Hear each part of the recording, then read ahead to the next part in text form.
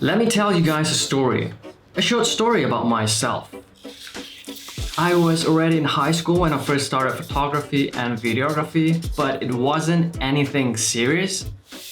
So you could say that at that time, it was pretty much like a hobby, but it is quite different now because right now I literally take photos of everything I see. So it wasn't until 2 years ago that I decided to take it seriously, photography and filmmaking. At that time, I was already watching quite a number of, iconic YouTubers who are really good at their crafts, filmmaking.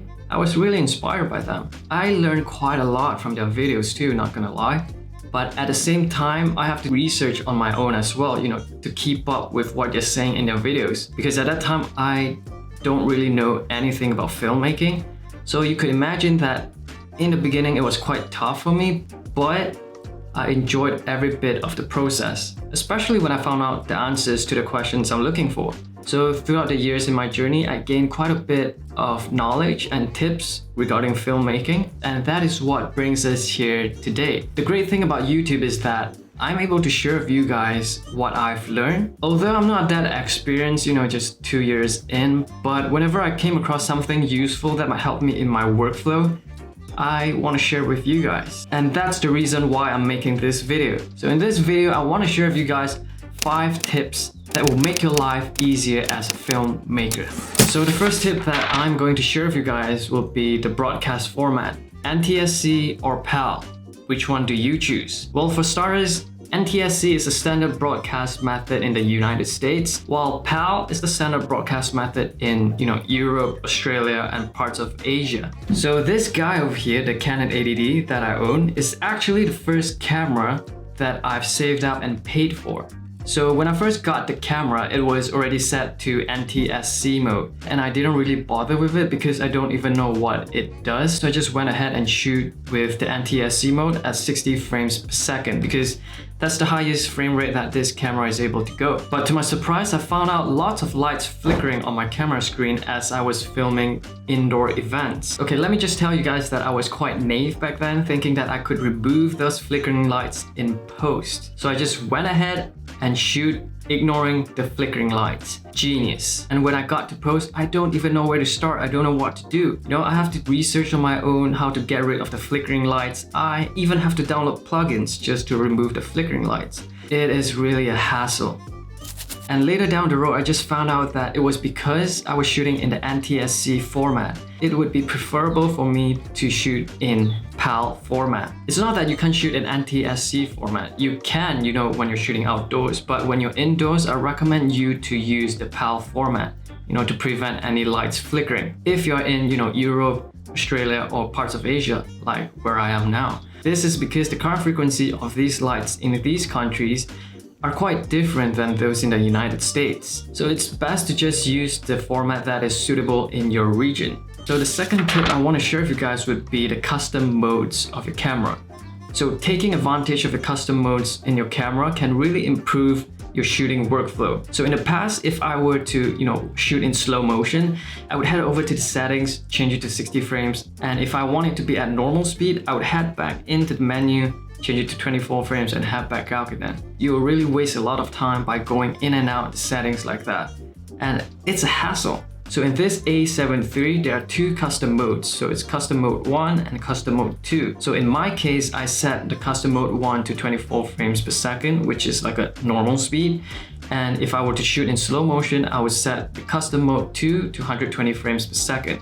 That's the highest that this camera can go. And if you've already set this to custom modes 1 and 2 and you're shooting something important like a wedding, you can just switch it back and forth between 24 frames and 120 frames in a second. So it will be less likely that you'll miss any important moments. Alright, so the third tip that I want to share with you guys would be the white balance of your camera. Alright, so in the past when I was shooting videos, I would normally set my white balance to auto because it does everything for me and it's convenient, but it has its downsides. If you're shooting constantly between indoors and outdoor sets, having an auto white balance will give you a really hard time in post because the color temperature will shift every time you move in and out of your sets. When in post, you have to check every individual clips and grade them individually if you want all of them to have the same color temperatures. That will give you a massive headache. So what you can do is use a custom white balance. The color temperatures will be consistent throughout your entire project. Let's say I'll set my custom white balance to 5600 Kelvin. That's equivalent to the daylight's white balance. So now you have a fixed white balance. Whenever you shoot indoors and outdoors, you will have a consistent color temperatures throughout your clips. Although you might have to do a minor grade on the clips that you shot indoors because 5600 Kelvin usually have a warmer tones to it. But if that is the look that you're going for, then you're all set. Alright, so the fourth tip that I want to share with you guys would be the guides. Okay, so making use of the rule of thirds grid in your camera can really help you frame your subject properly.